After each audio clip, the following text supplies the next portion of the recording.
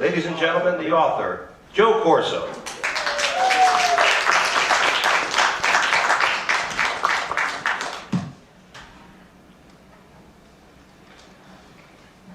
And one's over here. I know one person asked me beforehand, Joe, I'm over here. Yeah, you were a firefighter before you started writing. Yeah, New York City. Yeah.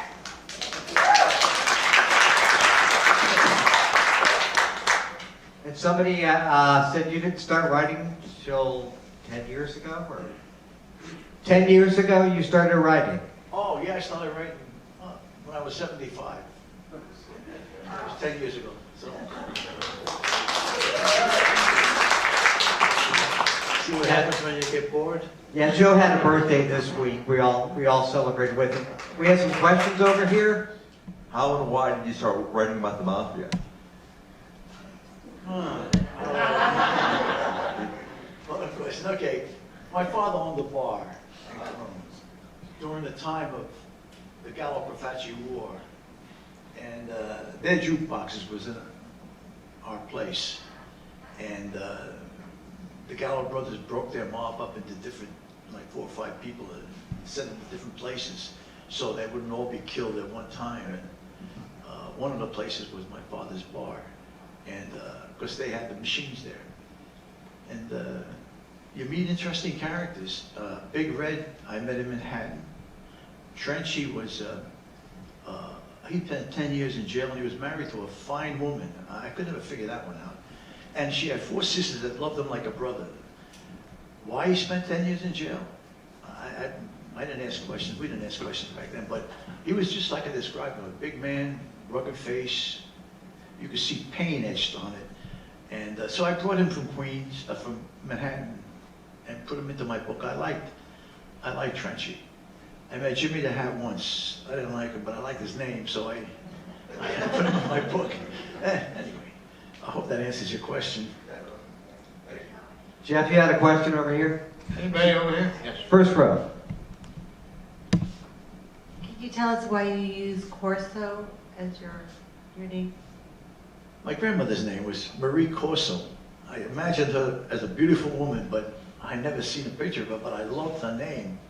So, and I tried hard to keep my pen name separate from my given name, but with media, social media today, it drives you crazy. Nothing's sacred anymore. Nothing's personal. So everybody knows who you are and what you are. So, but that's it. Any other questions? This young lady wants to know your real name. My name is D'Albert. It used to be D'Alberto. When I came into the country, they took the O off. I went from being Italian to a Frenchman. So, and I would have kept the name on there, but had I known social media there are no secrets. But anyway, Question over here. Yeah, I got a question. Okay. Was there a real Jimmy the Hat that became an actor? Is that No, real? there was a real Jimmy the Hat. Yeah, Is there a chance you could reveal who that might have been? No, I have no idea who he might have been, but he wasn't good looking like I wrote about him in a book. And Big Red, he was real. He was a small-time bookmaker, loan shark in the west side of Manhattan by the piers. And we used to deliver, I was Bobby in the book, and I delivered meat to that place. And he had a horse that won every Wednesday. It's amazing how, always won. The 5th of Narragansett, that won. And he was good to me. And if there are no good bad guys. Bad guys are bad guys. But Tarzan, who was real, and Big Red, there was not as, I guess Stayman Runyon would have found something nice to read about. He always found something nice about somebody, some bad guy, and he wrote about it. But Big Red was very good to me. I was just a young kid, married, and delivering meat there, and he treated me with respect, so I appreciated that. Anybody? Yeah, this young lady over here. Are any of these characters in real life alive? Are any of these characters in real life alive, she asked.